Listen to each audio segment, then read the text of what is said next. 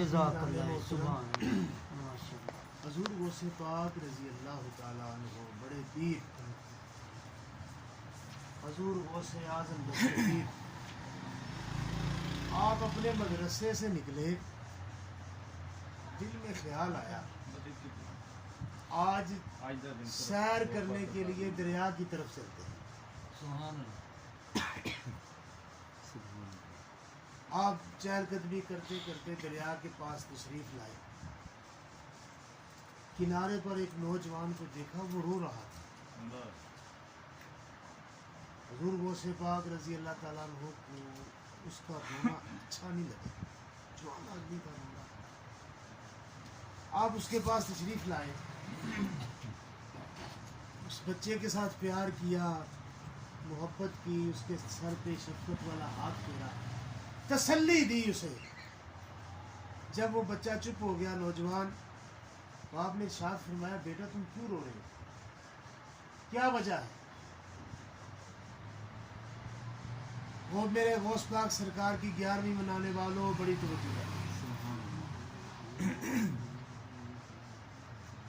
وہ نوجوان حضور غوث پاک سرکار کی بارگاہ میں عرض کرتا ہے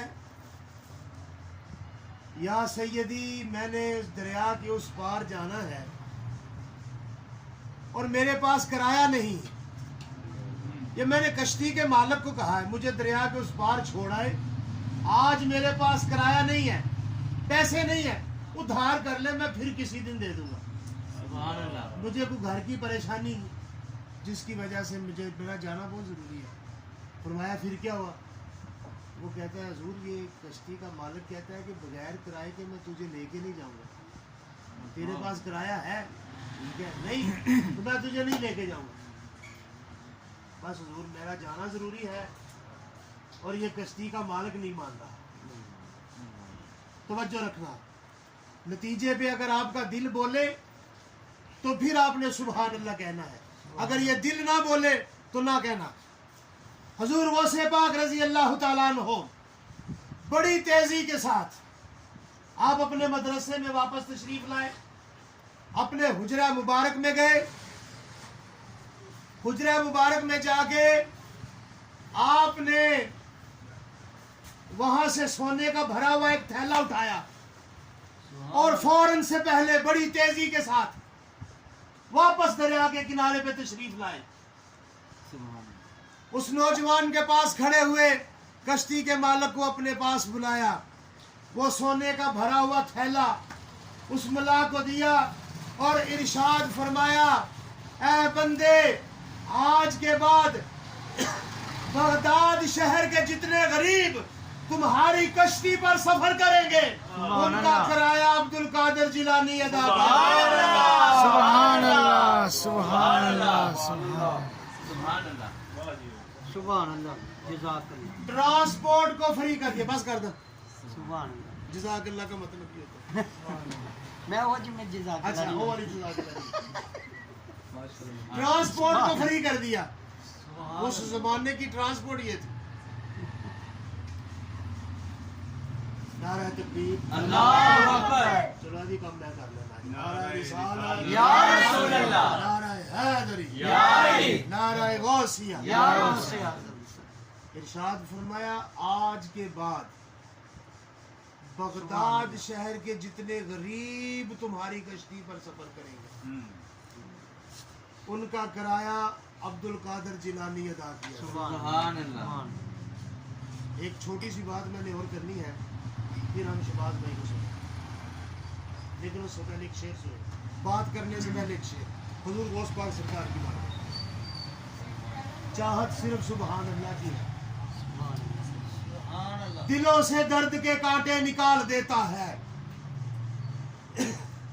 دلوں سے درد کے کانٹے نکال دیتا ہے بس ان کا ایک نعرہ ہر مصیبت کو ٹال دیتا ہے سبحان اللہ نعرہ غوثیہ یا غوث اعظم دلوں سے درد کے کانٹے نکال دیتا ہے بس ان کا ایک نعرہ ہر مصیبت کو ٹال دیتا ہے میں قادری ہوں میرا پیر غوث اعظم ہے جو 12 سال کی ڈوبی کشتی نکال سبحان اللہ سبحان اللہ سبحان اللہ سبحان اللہ यार एक बार सारी जान ला के बोलो सुभान सुभान अल्लाह।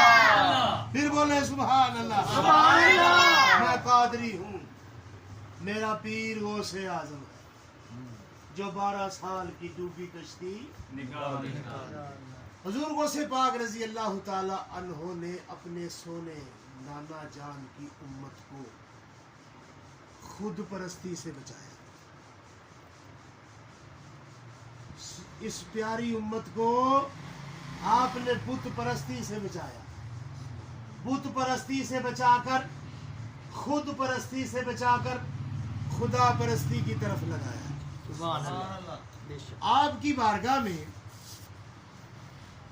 एक शख्स अपने छोटे से बच्चे को 8-10 साल की उसकी उम्र थी, बच्चे को लेके हाजिर हुआ। हसन की उम्र जैसा होगा। वो बंदा कहता है हुजूर ये मेरा बेटा है, इसके लिए दुआ फरमाइए, अल्लाह पाक इसको इस्लाम का मुजाहिद बना दे। तो बच्चे बड़ी रखना मेहरबानी, ये बड़ी मेहनत वाली बातें पेश कर रहा हूँ। हुजूर इसके लिए दुआ फरमाए, अल्लाह पाक इसको इस्लाम का मुजाहिद बनाए। हुजूर गौसे पाक रजी अल्लाह ताला अन्हु ने छोटे से बच्चे के साथ प्यार किया, उसके सर पे हाथ फेरा, मोहब्बत वाला दुआ फरमाई, और जैसे बड़े बच्चों के कमर पर ऐसे थपकी देते हैं, उसकी कमर पे थपकी दे के इरशाद फरमाया, बंदे मैंने अल्लाह की बारगाह में दुआ करता हूँ, अल्लाह पाक तेरे इस बेटे को इस्लाम का मुजाहिद बनाएगा और इसके हाथ पर अजीम फतुहात अता फरमाएगा। वो बंदा दुआ लेके अपने बेटे को लेके घर चला गया। वक्त गुजरता रहा, जब वो बच्चा थोड़ा सा जवानी की दहलीज की तरफ उसने कदम बढ़ाया, तो उसके बाप ने उस बच्चे को इस्लामी फौज में बतौर सिपाही भर्ती किया। वो बच्चा सिपाही की तरबियत हासिल करता रहा, आखिरकार वो फौज का हिस्सा बना, तरक्की की मंजिलें तय करता करता आखिरकार वो फौज का सिपा सलार बना। और एक वक्त ऐसा आया, उसने तमाम ममलकत इस्लामिया की फौज को एक जगह पे इकट्ठा किया और बैतुल मक़दस पर, जो कि ईसाइयों के कब्जे में था, उस पर हमला किया। उस बैतुल मक़दस को काफरों के जुल्म सितम से निजात दे दिलवाई। आज उसी बच्चे को सारी इस्लामी दुनिया सलाहुद्दीन अय्यूबी के नाम से जानती है। फिर बोलो जरा सुभान अल्लाह जी। सुभान अल्लाह। वो जब उसका आखिरी वक्त आया, सलाहुद्दीन अय्यूबी का आखिरी बात, शबाज भाई को सुनते, सलाहुद्दीन अय्यूबी का आखिरी वक्त आया, तो उसका दस्ते रास्त उसके पास आया।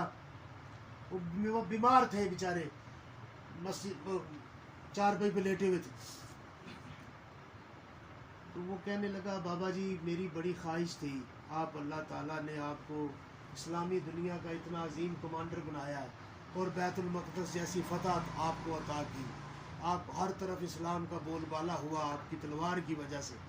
काश आपके हाथ में तलवार होती और आप मैदान जंग में जिहाद कर रहे होते और आप अल्लाह के रास्ते में शहीद कर दिए जाते, शहादत का रुतबा मिल जाता आपको। सलाहुद्दीन अय्यूबी ने उसकी बात को सुना और पूरी ताकत लगा के आप उठ के बैठे और फरमाया, बंदे क्या कह रहा तू?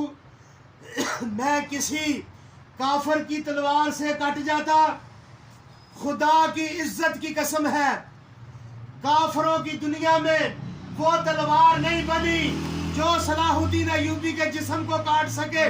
उसने कहा वजह क्या है? उसने कहा वजह ये है कि मेरे सर पे हजूर गौसे पाक ने अपना हाथ फेरा था और मेरी कमर पर आपने थपकी दी थी। मेरी कमर पर हजूर गौसे पाक रजी अल्लाह ताला अन्हो के पंजे का निशान बना हुआ है। सुभान अल्लाह। सुभान